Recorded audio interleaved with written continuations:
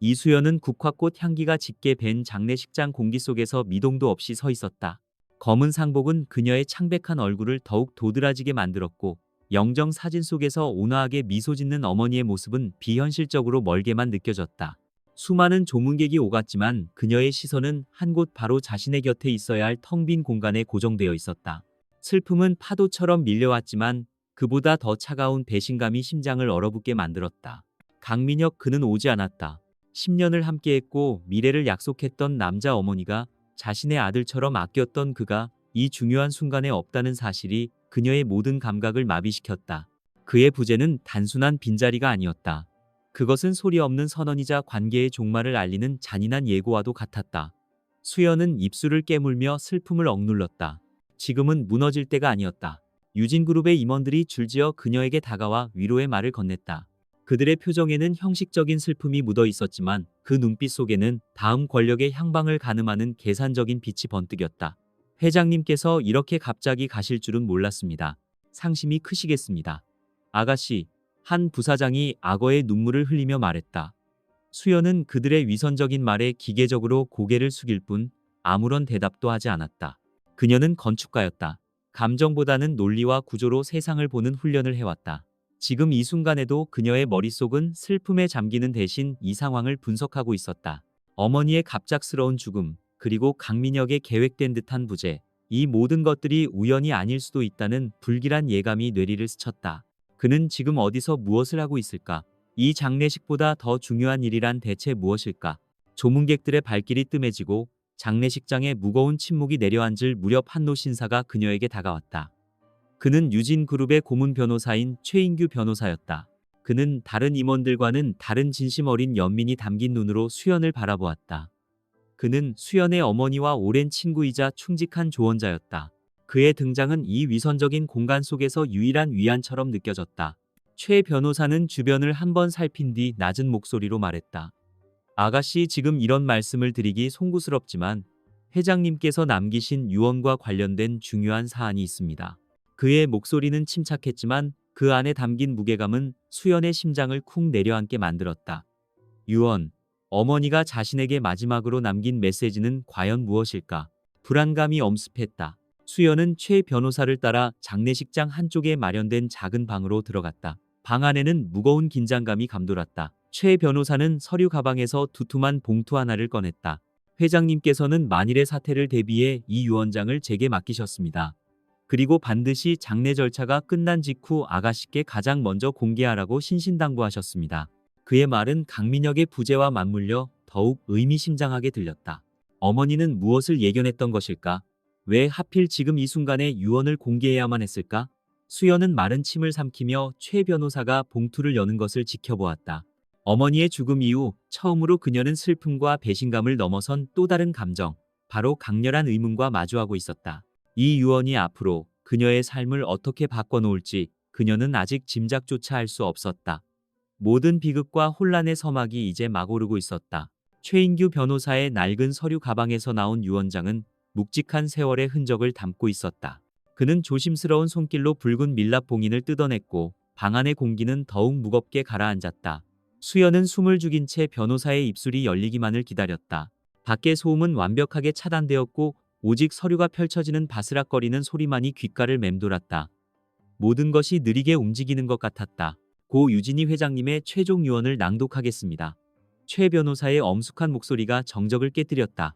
그는 유언의 서두 회사의 역사와 어머니의 철학에 대한 부분을 담담하게 읽어내려갔다. 수연에게는 그 모든 내용이 아득하게만 들렸다. 그녀의 모든 신경은 단 하나의 질문, 어머니가 왜 이런 방식을 택했는가에 대한 의문에 집중되어 있었다. 그러다 마침내 가장 핵심적인 부분이 언급되었다. 나의 모든 법적 권리와 유진그룹의 의결권 있는 주식 51%를 나의 유일한 혈육인 딸 이수연에게 상속한다. 그 문장을 듣는 순간 수연의 세상이 멈췄다. 51%. 그것은 그룹의 운명을 좌우할 수 있는 절대적인 지분이었다. 혼란스러운 마음을 추스를 새도 없이 최 변호사는 다음 조항을 읽었다. 단 이 상속은 내 딸 이수연이 직접 유진그룹의 차기 회장직을 수락하고 수행하는 것을 조건으로 한다. 망치로 머리를 한 대 맞은 듯한 충격이었다. 회장직이라니. 건축가로서의 삶 외에는 아무것도 생각해 본 적 없는 그녀에게 그것은 감당할 수 없는 무게였다. 어머니는 왜 자신에게 이런 짐을 지우려 한 것일까? 이것은 기회인가 아니면 저주인가? 수연은 아무 말도 하지 못한 채 멍하니 앉아 있었다. 어머니의 마지막 결정은 그녀를 깊은 미궁 속으로 밀어넣었다. 낭독이 끝나고 최 변호사는 안경을 벗으며 수연을 바라보았다. 그의 눈에는 안타까움과 함께 단호한 의지가 서려 있었다. 회장님께서는 이 결정을 내리기까지 아주 오랜 시간 고심하셨습니다. 그룹 내부에 보이지 않는 세력들로부터 회사를 지킬 수 있는 사람은 아가씨뿐이라고 믿으셨던 겁니다. 강민혁 전무를 포함해서 그 누구도 믿지 않으셨습니다. 마지막 문장은 비수처럼 수연의 심장에 밝혔다. 어머니는 이미 모든 것을 알고 있었던 것이다. 강민혁의 야망과 그를 둘러싼 위험한 그림자들을, 그리고 그 사실을 알면서도 자신에게는 아무 말도 하지 않았다. 그것이 어머니 나름의 방식이었을까? 수연은 차가운 분노와 함께 알 수 없는 슬픔이 밀려오는 것을 느꼈다. 이제 와서 모든 것을 알게 된들 무슨 소용이란 말인가? 하지만 피할 수는 없었다. 이것은 어머니의 마지막 명령이자 유언이었다. 수연은 자리에서 일어났다. 유진그룹 본사로 가겠습니다. 그녀의 목소리는 스스로도 놀랄 만큼 차분하고 단호했다. 지금 이 감정들을 정리할 시간은 없었다. 그녀는 직접 확인해야만 했다. 강민혁의 얼굴을, 그의 눈을 직접 보고 이 모든 상황의 진실을 파악해야 했다. 최 변호사는 말없이 고개를 끄덕이며 그녀의 뒤를 따랐다. 이제 슬픔에 잠긴 상주의 역할은 끝났다. 싸움이 시작된 것이다. 서울의 중심부에 우뚝 솟은 유진그룹 타워는 거대한 유리와 강철의 성체처럼 보였다. 수연이 이곳에 온 것은 아주 어릴 적 이후 처음이었다. 차에서 내리자 로비의 차가운 대리석 바닥과 높은 천장이 그녀를 압도했다. 직원들은 상복을 입은 그녀의 등장에 수군거리며 놀란 시선을 보냈다. 그들의 눈에는 호기심과 경계심이 뒤섞여 있었다. 그녀는 완벽한 이방인이었다. 그녀는 곧장 최상층에 위치한 회장실 옆 대회의실로 향했다. 문을 열자 길고 육중한 테이블 주위로 낯익은 얼굴들이 보였다. 어머니의 장례식에서 위선적인 위로를 건넸던 임원들이었다. 그리고 테이블 상석, 마치 자신의 자리인 양 앉아있는 강민혁이 있었다. 그는 수연을 보자 잠시 놀란 표정을 지었지만 이내 능숙하게 가면을 바꿨었다. 그는 비통함과 안타까움이 뒤섞인 표정으로 그녀에게 다가왔다. 수연아, 여긴 어떻게? 장례식장을 비우면 어떻게? 내가 정리하고 바로 가려고 했는데. 그의 목소리는 더할 나위 없이 다정했지만 수연은 그 어떤 온기도 느낄 수 없었다. 그녀는 그의 위선을 꿰뚫어 보았다. 급한 위기 상황이라니 잘 해결되었나 보네요. 이렇게 중요한 회의를 주재하고 있는 걸 보니 수연의 목소리는 얼음장처럼 차가웠다. 강민혁의 얼굴에 순간 당혹감이 스쳐 지나갔지만 그는 곧 평정을 되찾았다. 아, 이건 회장님 부재 중에 긴급한 현안들을 처리하기 위한 자리였어. 널 걱정시키고 싶지 않았을 뿐이야. 그는 수연의 어깨를 감싸려 했지만 그녀는 차갑게 한 걸음 뒤로 물러섰다. 그 순간 두 사람 사이의 공기가 팽팽하게 당겨졌다. 회의실의 모든 임원들은 숨을 죽인 채 두 사람을 지켜보고 있었다. 수연은 강민혁의 눈을 똑바로 응시했다. 과거 사랑을 속삭이던 그 눈동자 속에는 이제 차가운 야망과 경계심만이 가득했다. 그는 더 이상 그녀가 알던 남자가 아니었다. 그는 그녀의 어머니가 남긴 유산을 호시탐탐 노리는 적이었다. 이제부터 유진그룹의 모든 현안은 저를 통해 보고하세요. 어머니의 유언에 따라 오늘부로 제가 유진그룹의 회장직을 맡게 되었습니다. 그녀의 선언에 회의실은 얼어붙었고 강민혁의 얼굴은 분노와 충격으로 굳어졌다. 이수연의 선언은 차가운 물을 끼얹은 듯 회의실의 모든 소음을 잠재웠다. 임원들은 마치 약속이라도 한 듯 강민혁의 얼굴을 쳐다보았다. 그의 완벽하게 관리된 표정이 미세하게 일그러지는 것을 수연은 놓치지 않았다. 충격과 분노, 그리고 아주 잠깐 스쳐 지나가는 당혹감이 그의 눈에 서려 있었다. 그는 이수연이라는 변수를 전혀 예상하지 못했다는 듯 보였다. 유산은 당연히 받을지언정 경영에 직접 뛰어들 것이라고는 상상조차 하지 않았던 것이다. 강민혁은 가장 먼저 평정을 되찾았다.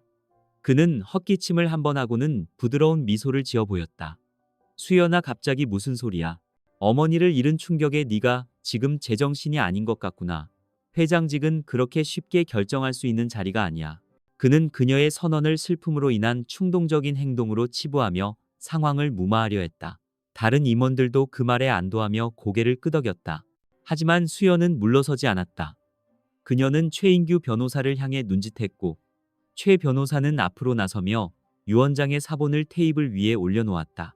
고 유진희 회장님의 유언은 법적으로 완벽한 효력을 지니고 있습니다. 이 시간부로 이수연님은 유진그룹의 최대 주주이자 적법한 회장직 승계자입니다. 이의가 있는 분은 법적인 절차를 통해 말씀하십시오. 변호사의 단호한 말에 회의실의 공기는 다시 얼어붙었다. 수연은 테이블을 천천히 둘러보며 말했다. 오늘 이 비공식적인 회의는 이만 해산하겠습니다. 내일 오전 9시 같은 장소에서 정식 임원 회의를 소집하겠으니 모든 부서의 현안과 재무보고서를 준비해 주시기 바랍니다. 그녀는 더 이상 그들의 반응을 살피지 않고 몸을 돌렸다. 그녀의 걸음에는 한치의 망설임도 없었다. 문이 닫히는 순간까지 그녀는 등 뒤에서 느껴지는 수십 개의 날카로운 시선을 온몸으로 받아내고 있었다. 다음날 아침 수연은 회장실에 앉아 있었다. 어머니의 흔적이 고스란히 남아있는 공간이었다. 정갈하게 정돈된 책상 벽을 가득 채운 건축 설계 도면들, 그리고 창밖으로 보이는 서울의 전경. 이곳에 앉으니 비로소 어머니가 짊어졌던 무게가 현실적으로 다가왔다. 그녀는 밤새 어머니가 남긴 업무일지와 자료들을 훑어보았다. 슬픔에 잠겨 있을 시간은 사치였다. 이제부터 이곳은 그녀의 전쟁터였다.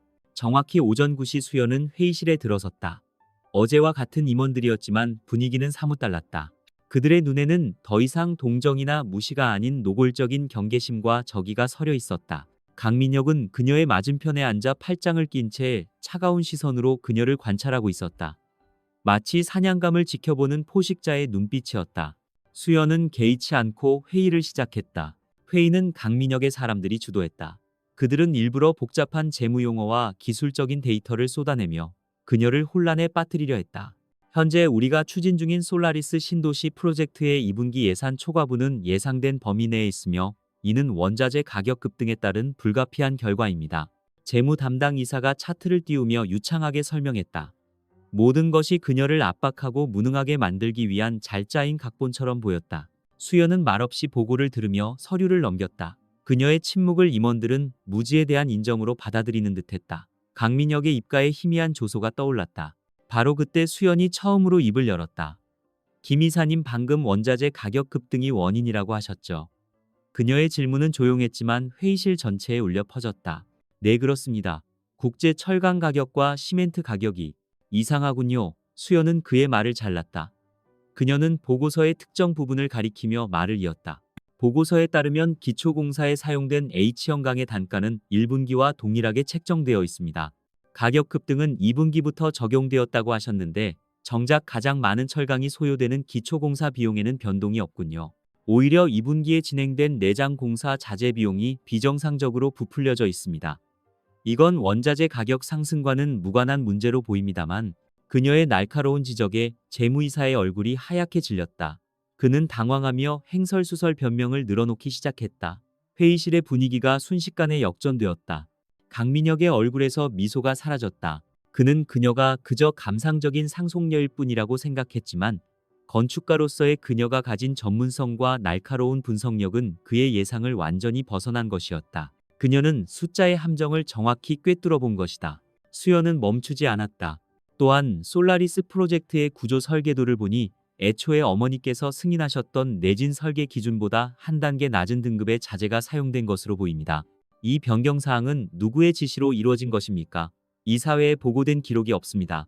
그녀의 추궁의 임원들은 서로 눈치만 볼 뿐 아무도 선뜻 대답하지 못했다. 모든 시선이 자연스럽게 프로젝트 총책임자인 강민혁에게로 쏠렸다. 강민혁은 그제야 자신이 덫에 걸렸음을 깨달았다. 그는 그녀를 얕보았고 너무 쉽게 생각했다. 회의는 결국 아무런 결론도 내지 못한 채 끝이 났다. 수연은 자리에서 일어나며 마지막으로 말했다. 솔라리스 프로젝트에 대한 모든 서류와 데이터를 즉시 회장실로 제출하세요. 제가 직접 재검토하겠습니다. 그 말은 더 이상 부탁이 아닌 명령이었다. 그녀는 자신의 능력으로 첫 번째 전투에서 완벽한 승리를 거두었다. 회의실을 나온 수연이 회장실로 돌아왔을 때 한 중년의 남자가 문 앞에서 그녀를 기다리고 있었다. 그는 기획조정실의 박성진 부장이었다. 그는 회장 비서실을 거치지 않고 직접 그녀를 찾아온 것이었다. 회장님, 잠시 드릴 말씀이 있습니다. 그는 수연의 어머니 시절부터 묵묵히 일해온 사람이었고 회사 내에서 강직하기로 소문난 인물이었다. 그는 강민혁의 세력에 속하지 않은 몇 안 되는 임원이었다. 박 부장은 수연에게 깊이 고개를 숙이며 작은 USB 하나를 건넸다. 고 유진희 회장님께서 돌아가시기 직전 개인적으로 저에게 조사를 지시하셨던 자료들입니다. 솔라리스 프로젝트와 관련된 비공식 보고서입니다. 아마 회장님께 도움이 될 겁니다. 그의 눈에는 진심 어린 충성과 함께 새로운 리더에 대한 기대감이 서려 있었다. 수연은 그가 내민 손에서 예상치 못한 동맹의 온기를 느꼈다. 이제 그녀는 혼자가 아니었다. 밤이 깊은 회장실은 도시의 불빛들로 인해 오히려 대낮보다 더 환하게 느껴졌다. 이수연은 박성진 부장이 건넨 작은 USB를 노트북에 꽂았다. 딸깍하는 소리가 거대한 사무실의 정적을 날카롭게 갈랐다. 박 부장은 그녀의 곁에서 묵묵히 서서 화면을 지켜보고 있었다. 그의 존재만으로도 수연은 혼자가 아니라는 사실에 작은 위안을 얻었다. 그는 단순한 부하 직원이 아니라 어머니의 유지를 잇는 동지였다. USB 안에는 여러 개의 암호화된 파일이 들어 있었다. 회장님께서는 이 자료들을 판도라라고 부르셨습니다. 그룹의 가장 어두운 비밀이 담겨 있기 때문일 겁니다. 박 부장의 설명에 수연은 잠시 숨을 골랐다. 판도라의 상자, 한 번 열면 세상의 모든 재앙이 쏟아져 나온다는 바로 그 상자였다. 그녀는 망설이지 않고 첫 번째 파일에 접근하기 시작했다. 건축가로서 익혔던 프로그래밍 지식이 이럴 때 도움이 될 줄은 몰랐다. 몇 시간의 사투 끝에 첫 번째 암호가 풀렸다. 화면에 나타난 것은 솔라리스 프로젝트의 이중 장부였다. 하나는 이사회에 보고된 공식 장부였고 다른 하나는 실제 자금의 흐름을 기록한 비밀 장부였다. 두 장부를 비교하자 충격적인 사실들이 드러났다. 수억 원에 달하는 자재 비용이 유령 회사를 통해 부풀려졌고 그 차액은 고스란히 누군가의 주머니로 흘러들어가고 있었다. 수연의 손가락이 빠르게 키보드를 두드렸다. 그녀는 지난 회의에서 지적했던 H형광과 내장재 문제를 다시 파고들었다. 비밀 장부는 그녀의 의심이 정확했음을 증명했다. 값싼 중국산 자재를 사용하고도 장부에는 최고급 독일산 자재를 사용한 것처럼 꾸며놓았다. 절감된 막대한 비용은 세레니티 개발이라는 낯선 이름의 페이퍼 컴퍼니로 송금되었다. 심장이 차갑게 식는 것 같았다. 박 부장님이 세레니티 개발이라는 회사에 대해 아시는 것이 있습니까? 수연의 목소리는 분노로 미세하게 떨리고 있었다. 박 부장은 잠시 생각에 잠기더니 조심스럽게 입을 열었다.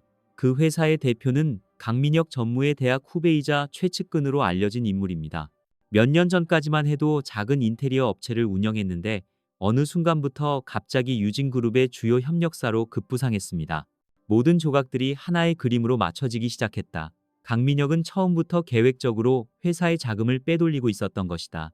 솔라리스 프로젝트는 그의 야망을 채우기 위한 거대한 저금통에 불과했다.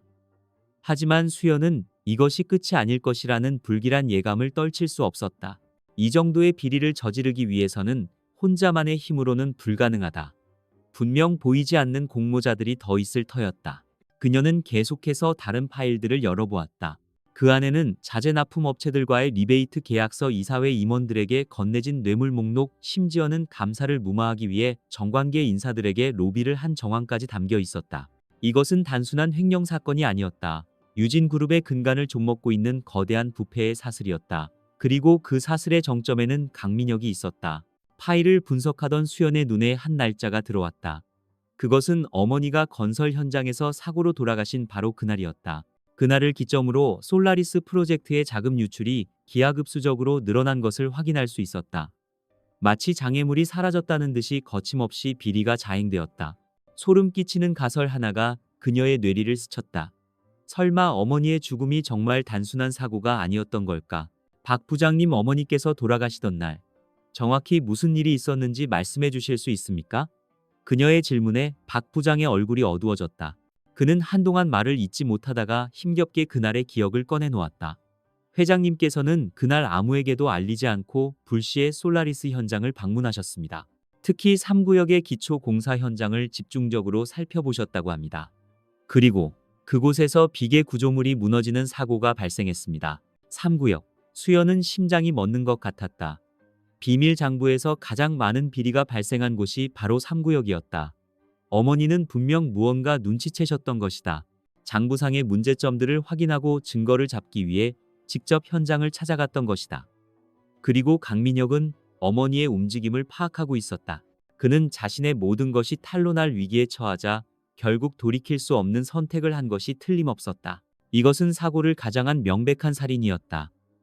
수연은 온몸에 피가 역류하는 듯한 격렬한 분노에 휩싸였다. 슬픔을 느낄 겨를도 없었다. 강민혁은 단순히 그녀를 배신한 약혼자가 아니었다. 그는 그녀의 어머니를 죽음으로 내몬 원수였다. 그녀는 책상 위에 놓인 어머니의 사진을 바라보았다.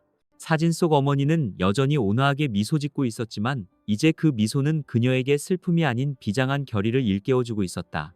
이제 이 싸움은 회사를 지키기 위한 것을 넘어섰다. 이것은 어머니의 억울한 죽음에 대한 진실을 밝히고 법의 심판대에 그를 세우기 위한 복수였다. 수연은 두 주먹을 불끈 쥐었다. 거대한 부패의 벽 그 뒤에 숨어있는 늑대 무리들과 맞서 싸워야만 한다. 길고 외로운 싸움이 될 것이다. 하지만 그녀는 결코 포기하지 않을 것이다. 어머니의 이름으로, 그리고 정의의 이름으로. 강민혁은 자신의 집무실에서 이수연의 이름이 적힌 보고서를 노려보고 있었다. 지난 이사회에서의 완벽한 패배는 그의 자존심에 깊은 상처를 남겼다. 그는 그녀를 그저 슬픔에 잠긴 세상 물정 모르는 상속녀로 취급했다. 하지만 그녀는 날카로운 발톱을 숨기고 있는 암사자였다. 그녀가 박성진 부장과 밤늦게까지 무언가를 분석하고 있다는 보고는 그의 심기를 더욱 불편하게 만들었다. 그녀가 어머니의 비밀 파일, 판도라의 존재를 알게 되었을지도 모른다는 의심이 들었다. 그는 더 이상 기다릴 수 없다고 판단했다. 이수연이 판도라의 상자를 완전히 열기 전에 그녀의 손발을 묶고 숨통을 끊어 놓아야 했다. 공격은 최선의 방어다. 그는 전화기를 들어 솔라리스 프로젝트의 현장 소장에게 연결했다. 그는 오랜 시간 자신의 손발이 되어온 충직한 부하였다. 김 소장, 그동안 현장 안전관리가 너무 완벽해서 오히려 비현실적으로 보이는군. 가끔은 작은 실수도 필요한 법이지. 특히 언론의 주목을 받을 수 있는 실수라면 더더욱. 그의 목소리는 낮고 차분했지만 그 안에 담긴 의미는 뱀의 독처럼 치명적이었다. 김 소장은 잠시 침묵하더니 이내 주인의 의도를 파악하고 짧게 대답했다. 알겠습니다, 전무님. 사소한 구조적 결함이 발생하지 않도록 잘 살펴보겠습니다. 전화가 끊어지고 강민혁은 의자에 깊숙이 몸을 묻었다. 그는 창밖을 내다보며 만족스러운 미소를 지었다. 이제 막 날개를 펴려는 새는 폭풍우 속에서 가장 먼저 추락하는 법이다. 다음 날 오후 이수연이 박 부장과 함께 솔라리스 프로젝트의 비자금 흐름을 추적하던 중이었다. 바로 그때 회장실의 비상 전화가 요란하게 울렸다. 박 부장이 수화기를 들었고 그의 얼굴이 순식간에 굳어졌다. 회장님, 솔라리스 3구역 현장에서 비계 일부가 붕괴하는 사고가 발생했다고 합니다. 인명피해는 경미하지만 현장에 기자들이 몰려들고 있다고 합니다. 수연의 심장이 쿵 내려앉았다. 이것은 우연이 아니다. 강민혁의 반격이 시작된 것이다. 그녀는 즉시 자리에서 일어나 현장으로 향했다. 차를 타고 가는 내내 그녀의 머릿속은 복잡하게 돌아갔다. 그는 단순히 사고를 일으킨 것이 아니었다. 그는 이 사고를 이용해 자신을 공격할 것이다. 무능하고 경험 없는 리더라는 프레임을 씌워 이사회와 여론을 자신의 편으로 돌리려 할 것이다. 사고 현장은 아수라장이었다. 구급차의 사이렌 소리와 기자들의 플래시 세례, 그리고 불안에 떠는 인부들의 외침이 뒤섞여 있었다. 무너진 비계는 마치 괴물이 핥히고 간 상처처럼 흉물스럽게 널브러져 있었다. 수연이 현장에 도착하자 기자들이 벌떼처럼 그녀에게 달려들었다. 회장님, 이번 사고의 원인이 무엇이라고 생각하십니까? 갑작스러운 경영권 교체로 인한 안전관리 소홀이라는 지적이 있는데 어떻게 생각하십니까? 수연은 쏟아지는 질문에 굳게 입을 다문 채 현장 소장에게로 향했다. 김 소장은 기다렸다는 듯이 과장된 표정으로 그녀에게 보고했다. 최근 경영진의 갑작스러운 변화로 인해 현장 지휘 체계에 혼선이 있었습니다. 안전점검 프로토콜이 제대로 전달되지 않은 것 같습니다. 죄송합니다, 회장님. 그의 말은 정중했지만 모든 책임을 교묘하게 그녀에게 떠넘기고 있었다. 그날 저녁 모든 언론은 유진그룹의 사고 소식으로 도배되었다. 이수연 체제의 유진그룹 출범 일주일 만에 안전 논란 경험 없는 이세, 경영의 한계. 유진그룹의 미래는 같은 자극적인 제목의 기사들이 쏟아져 나왔다. 그리고 그 기사들에는 어김없이 강민혁의 인터뷰가 실려 있었다. 그는 깊은 우려를 표하며 회사의 안정을 위해 자신이 모든 책임을 지고 사태를 수습하겠다는 영웅적인 발언을 늘어놓았다. 강민혁은 이 기회를 놓치지 않고 곧바로 긴급 이사회를 소집했다. 회의실에 모인 임원들의 시선은 이전보다 훨씬 더 차가웠다. 동정심이나 경계심이 아닌 노골적인 불신과 비난이 담겨 있었다. 강민혁은 비장한 표정으로 자리에서 일어나 언론 기사들을 스크린에 띄웠다. 여러분, 지금 우리 유진그룹은 창사 이래 최대의 위기에 직면해 있습니다.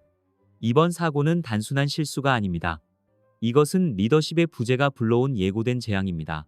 그는 물 만난 고기처럼 열변을 토했다. 그는 수연의 경험 부족과 독단적인 경영 스타일을 비난하며 이대로 가다가는 어머니가 평생을 바쳐 이룩한 유진그룹이 무너질 것이라고 선동했다.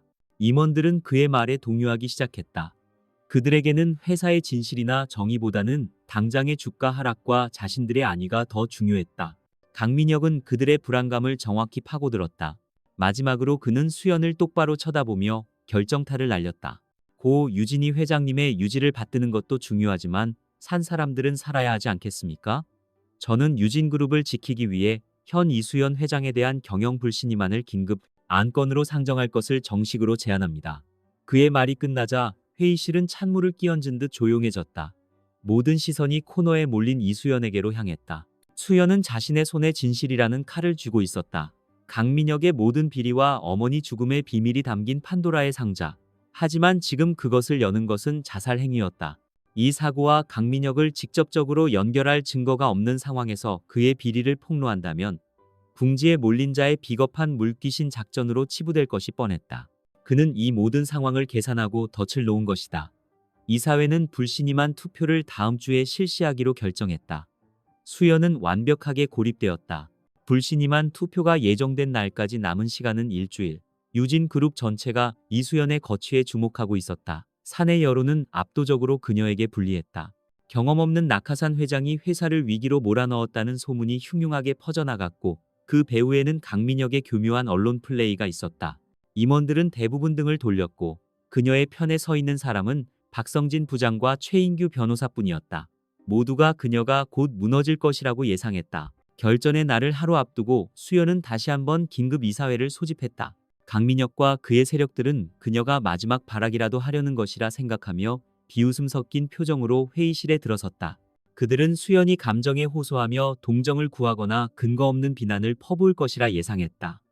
하지만 수연의 모습은 놀라울 정도로 침착하고 담담했다. 그녀의 눈에는 패배자의 불안감이 아닌 모든 것을 초월한 듯한 평온함이 깃들어 있었다. 수연은 자리에서 일어나 이사들을 천천히 둘러보았다. 지난 며칠간 많은 생각을 했습니다.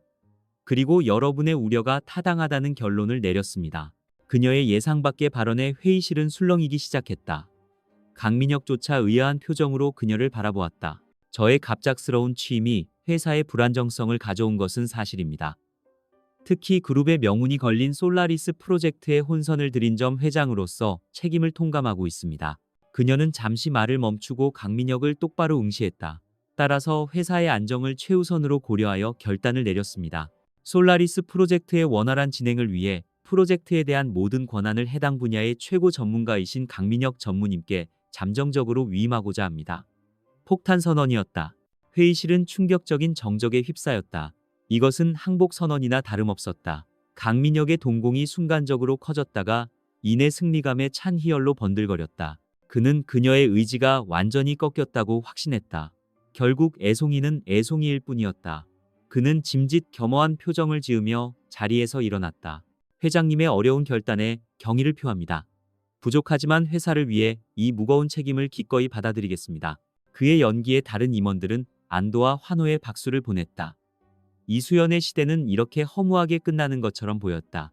하지만 그것은 모두의 착각이었다. 이것은 후퇴가 아니라 더 멀리 뛰기 위한 전략적인 움츠림이었다. 그날 밤 수연은 최인규 변호사의 비밀 사무실에서 박 부장과 마주 앉았다. 이제 뱀이 동굴 밖으로 나왔으니 사냥을 시작할 시간입니다.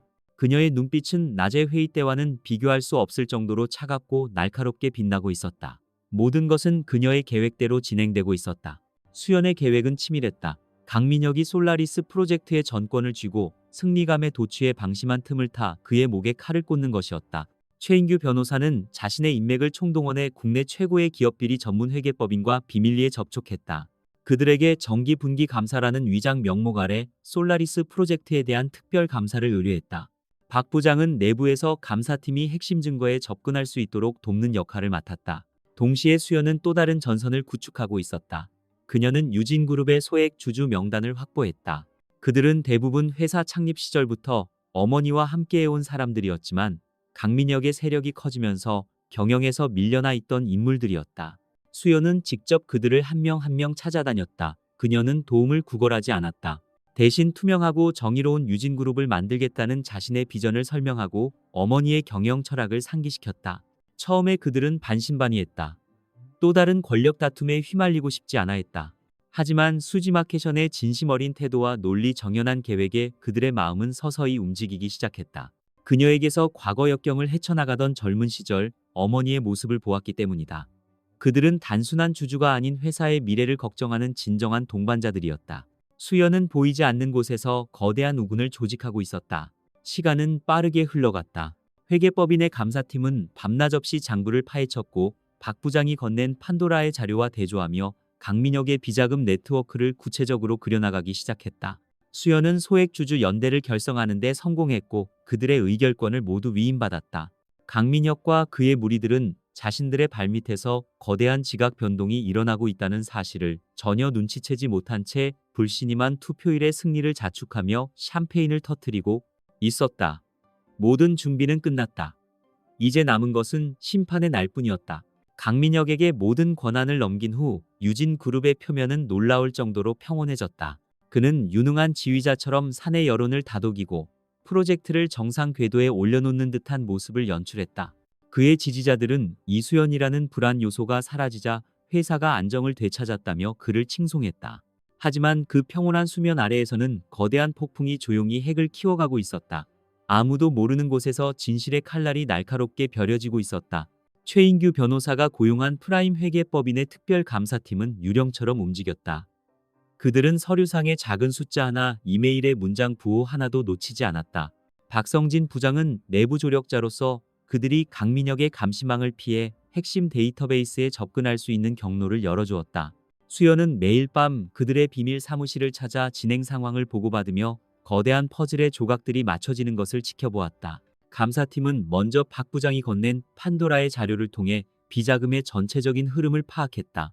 그들은 강민혁이 세운 페이퍼 컴퍼니 세레니티 개발의 자금 추적에 성공했고 그 돈이 다시 여러 개의 차명 계좌로 쪼개져 그의 측근들에게 흘러들어간 사실을 밝혀냈다.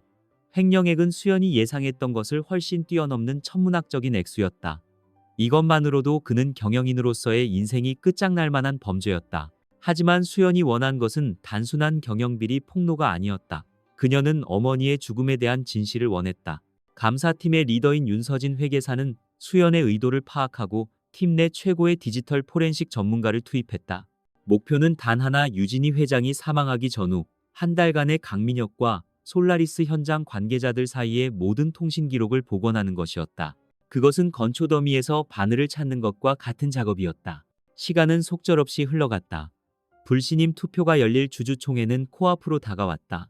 강민혁은 승리를 확신하며 언론에 연일 자신의 경영 비전을 발표하며 차기 회장으로서의 입지를 다지고 있었다. 수연은 초조했지만 겉으로는 평정심을 유지하며 자신의 역할을 계속했다. 그녀는 소액 주주들을 만나 연대를 강화하고 만일의 사태에 대비한 법적 절차들을 최 변호사와 함께 검토했다. 그러던 어느 날 새벽 수연은 윤서진 회계사로부터 긴급한 연락을 받았다. 찾아낸 것 같습니다. 회장님, 그 한마디에 수연은 심장이 멎는 듯했다. 그녀는 한달음의 비밀 사무실로 달려갔다. 사무실의 공기는 무겁고 팽팽한 긴장감으로 가득했다. 포렌식 전문가는 밤샘 작업으로 핏발이 선 눈으로 수연을 맞았다. 그는 모니터에 여러 개의 창을 띄워놓고 있었다. 강민혁 전무와 김진수 현장 소장의 이메일 서버를 분석하던 중 삭제된 메일 보관함에서 결정적인 파일을 복원했습니다. 그는 암호화된 파일을 해독하여 내용을 화면에 띄웠다. 그것은 유진희 회장이 사고를 당하기 바로 전날 김 소장이 강민혁에게 보낸 긴급보고 메일이었다. 메일에는 솔라리스 3구역 비계의 구조적 결함과 강풍으로 인한 붕괴 위험성이 사진과 함께 상세하게 기술되어 있었다. 김 소장은 즉시 해당 구역의 작업을 중단하고 긴급 보강 공사를 해야 한다고 강력하게 건의했다. 가슴이 철렁 내려앉았다. 수연은 마른 침을 삼키며 다음 메일을 확인했다. 그것은 김 소장의 보고를 받은 지 불과 1시간 뒤에 강민혁이 보낸 답장이었다. 내용은 짧고 간결했지만 그 안에는 악마의 냉혹함이 서려 있었다. 귀하의 우려는 인지했으나 프로젝트 일정에 더 이상의 지연은 용납할 수 없소. 내일 있을 회장님의 현장 시찰은 예정대로 진행될 것이요. 어떤 소란도 피우지 말고 해당 구역에 대한 접근 통제도 하지 마시오. 모든 것이 정상적으로 운영되는 것처럼 보이게 하시오. 이로 인해 발생하는 모든 문제의 책임은 김 소장 당신이 지게 될 것이오. 온몸의 피가 차갑게 식었다. 이것은 단순한 업무상 과실치사가 아니었다. 위험을 명확히 인지하고도 자신의 비리를 덮기 위해 의도적으로 그 위험을 방치한 명백한 살인행위였다. 그는 어머니가 그곳으로 갈 것을 정확히 알고 있었다. 그는 어머니의 죽음을 계획하고 설계한 것이다. 어머니의 시차를 형식적인 절차라고 표현한 부분에서는 그의 잔인함과 오만함이 그대로 드러났다. 수연은 모니터에서 눈을 뗄 수 없었다. 눈물이 흘러내렸지만 그것은 슬픔의 눈물이 아니었다. 끓어오르는 분노와 차가운 결의가 뒤섞인 눈물이었다. 그녀는 모든 증거 자료를 출력해달라고 요청했다. 종이 위로 인쇄되어 나오는 강민혁의 범죄 기록들은 이제 그 어떤 변명으로도 되돌릴 수 없는 주홍글씨가 되었다. 그녀는 차갑게 식은 손으로 그 서류들을 집어들었다. 마침내 그녀는 복수를 위한 가장 강력하고 치명적인 무기를 손에 넣었다. 이 증거는 강민혁을 사회적으로 매장시킬 뿐만 아니라 법의 가장 엄중한 심판대 위에 세울 수 있는 결정적인 열쇠였다. 이제 판도라의 상자는 열렸고 그 안에서 나온 것은 재앙이 아닌 심판의 빛이었다. 수연의 눈빛이 얼음처럼 차갑게 빛났다. 사냥은 끝났다. 이제 처형의 시간만이 남았다. 결정적인 증거를 손에 넣었지만 이수연은 서두르지 않았다. 섣부른 공격은 오히려 적에게 반격의 빌미를 줄 수 있다는 것을 그녀는 잘 알고 있었다. 강민혁은 교활한 뱀과 같아서 완벽하게 숨통을 끊어놓지 않으면 반드시 다시 기어나와 독을 뿜을 것이다. 그녀에게 필요한 것은 단순한 승리가 아니었다. 그가 다시는 재기할 수 없을 만큼 완벽하고 모든 사람이 보는 앞에서 그의 가면을 벗겨내는 공개적인 심판이었다. 최고의 무대는 이미 마련되어 있었다. 강민혁이 스스로 준비한 그녀를 끌어내리기 위한 주주총회. 그는 그곳에서 자신의 승리를 선포하고 새로운 왕으로 등극할 꿈에 부풀어 있을 것이다. 수연은 바로 그 무대를 그의 처형대로 만들기로 결심했다. 가장 높은 곳에서 가장 처참하게 추락시키는 것. 그것이 어머니에 대한 최고의 복수이자 유진그룹을 위한 최선의 선택이었다. 그날 이후 수연의 회장실은 거대한 작전 본부가 되었다. 그녀는 최인규 변호사, 박성진 부장, 그리고 프라임 회계법인의 윤서진 회계사와 함께 밤낮으로 최종 계획을 가다듬었다. 목표는 주주총회에서 모든 진실을 폭로하고 강민혁과 그의 공범들이 법적 사회적으로 빠져나갈 모든 퇴로를 차단하는 것이었다. 그들은 강민혁의 예상 가능한 모든 반응과 반격 시나리오를 검토하며 완벽한 덫을 설계했다. 수연은 프레젠테이션 제작에 직접 참여했다. 그것은 단순한 사실의 나열이 아니었다. 주주들과 언론의 마음을 움직일 수 있는 한 편의 잘 짜인 드라마가 되어야 했다.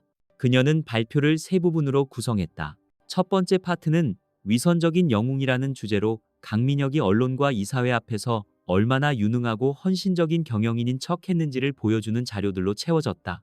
그의 위선적인 인터뷰 영상과 화려한 실적 보고서가 화면을 장식할 것이었다. 두 번째 파트의 주제는 탐욕의 제국이었다. 여기서부터 본격적인 반격이 시작된다.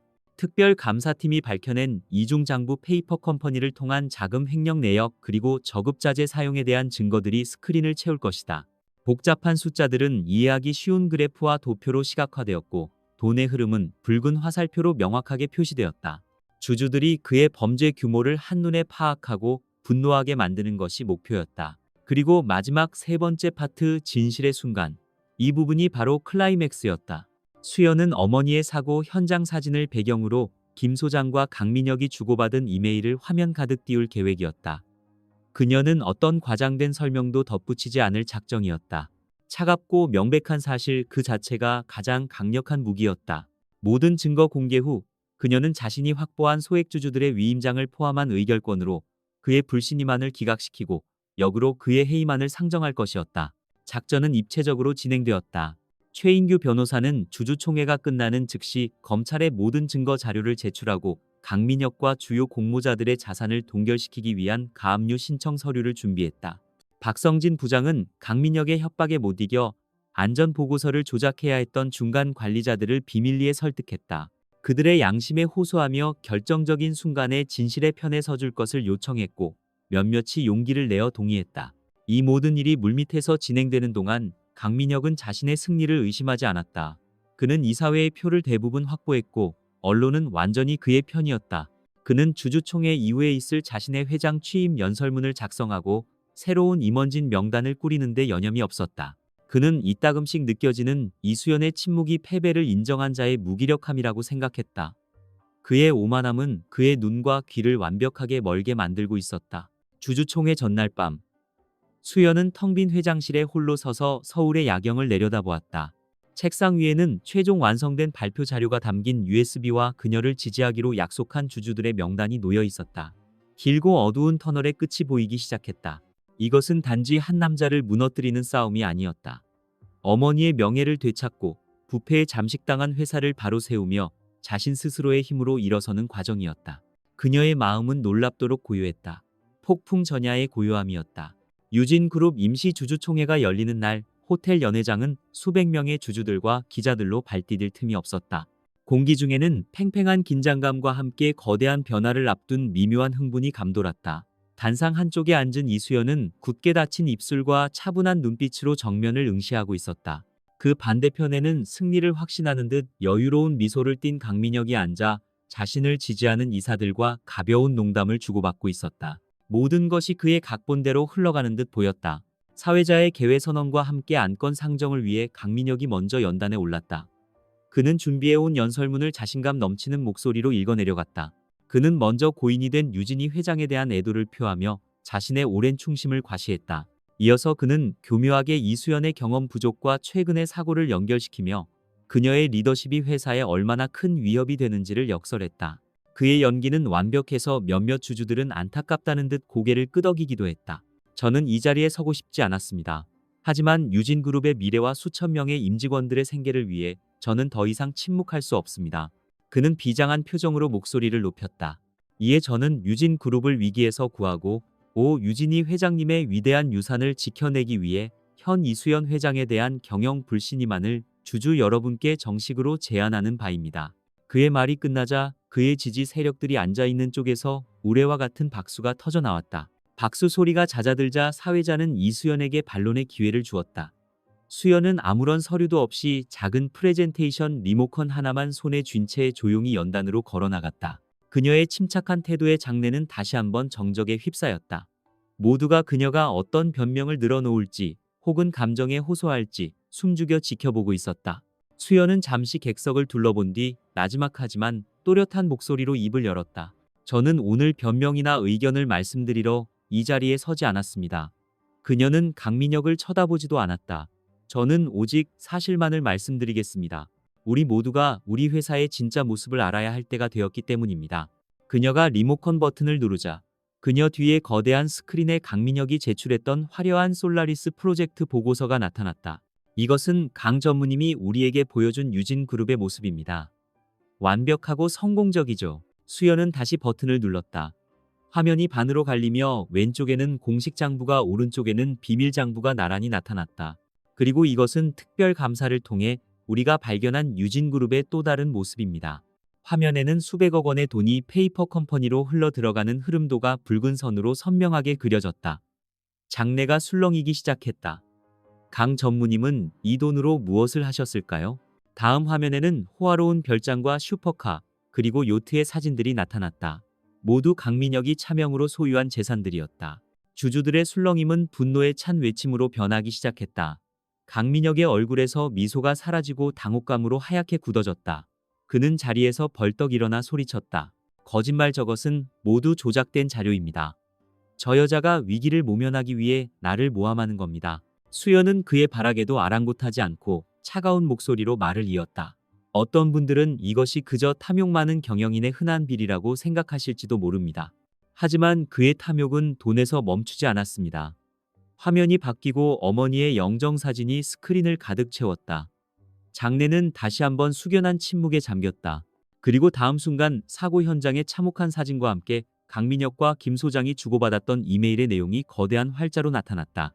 귀하의 우려는 인지했으나 프로젝트 일정에 더 이상의 지연은 용납할 수 없소. 어떤 소란도 피우지 말고 해당 구역에 대한 접근 통제도 하지 마시오. 이메일의 마지막 문장이 공개되는 순간 연회장 전체가 얼어붙었다.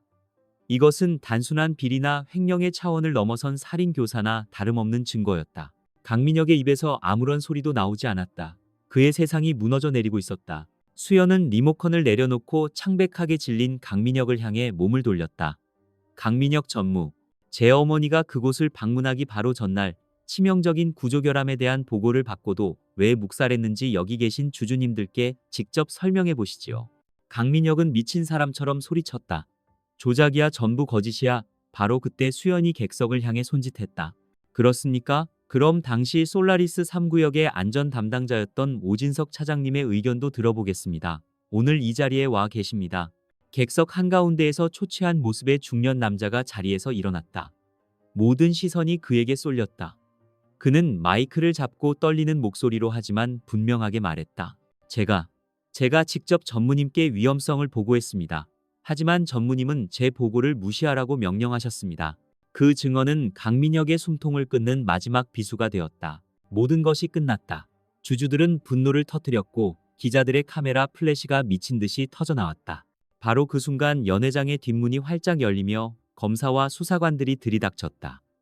그들은 망연자실하게 서 있는 강민혁에게 곧장 걸어와 체포영장을 제시했다.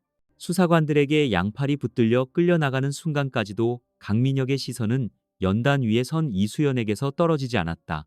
그 눈에는 분노와 좌절, 그리고 아주 희미한 공포가 뒤섞여 있었다. 수연은 그저 무표정한 얼굴로 한때 사랑했던 남자의 완전한 몰락을 끝까지 지켜보았다. 강민혁이 수갑을 찬 채 연회장을 빠져나가자 길고 길었던 주주총회는 사실상 막을 내렸다.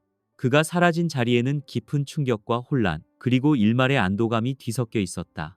이수연은 그 자리에서 즉시 강민혁의 해임안과 자신의 경영권을 재확인하는 안건을 상정했고, 돌아선 이사들과 새로운 우군이 된 소액 주주들의 압도적인 찬성으로 모든 것을 제자리로 돌려놓았다. 한편의 폭풍 같은 드라마가 끝나고 이제는 잔해를 수습하고 새로운 집을 지어야 할 시간이 왔다. 그 후 며칠간 유진그룹은 대한민국 전체를 뒤흔든 태풍의 눈이 되었다. 언론은 연일 대서사실을 쓰듯 이수연의 극적인 승리와 강민혁의 파렴치한 범죄를 보도했다. 회사의 주가는 잠시 요동쳤지만 부패의 근원이 완전히 제거되었다는 사실에 오히려 시장은 긍정적인 신호를 보내기 시작했다. 수연은 언론의 모습을 드러내는 대신 묵묵히 내부를 정비하는 데 모든 시간을 쏟았다. 그녀의 첫 번째 조치는 단호하고 신속했다. 강민혁의 비리에 연루된 모든 임원들은 그날부로 해고 통보를 받았다. 그들이 차지하고 있던 자리에는 오랫동안 능력을 인정받았음에도 불구하고 부패한 세력에 밀려나 있던 실무자들이 승진하여 채워졌다. 기획조정실의 박성진 부장은 그룹의 핵심 요직인 부사장으로 임명되어 그녀의 오른팔 역할을 맡게 되었다. 회사에 낡고 오염된 피가 빠져나가고 건강하고 새로운 피가 돌기 시작했다. 법의 심판은 엄정했다. 강민혁은 특별감사팀이 제출한 증거와 내부 고발자들의 증언 앞에 모든 혐의를 부인할 수 없었다. 횡령 배임 증거인멸 그리고 살인교사 혐의까지 더해져 그는 법정 최고형에 가까운 중형을 선고받았다. 그의 탐욕의 제국은 한 줌의 재가 되어 허무하게 무너져 내렸다. 그의 공범들 역시 각자의 죄에 상응하는 대가를 치렀고 유진그룹은 길었던 악몽에서 완전히 벗어날 수 있었다. 수연은 회사를 뿌리부터 바꾸는 작업에 착수했다. 그녀는 가장 먼저 그룹 내에 독립적인 감사기관을 신설하여 그 어떤 성역도 없이 모든 프로젝트를 감시하고 견제할 수 있는 막강한 권한을 부여했다.